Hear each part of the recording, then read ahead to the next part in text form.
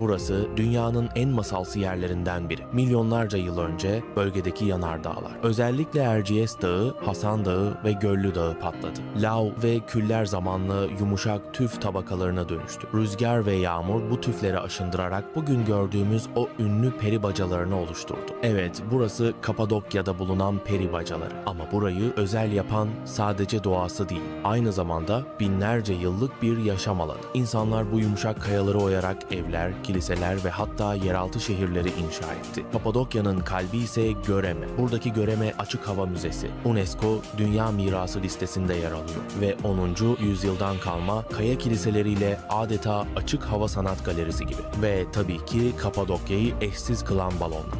Gün doğumunda gökyüzünü süsleyen onlarca sıcak hava balonu Kapadokya'yı dünyanın en ikonik manzaralarından biri haline getiriyor. Hem macera, hem tarih, hem de eşsiz burası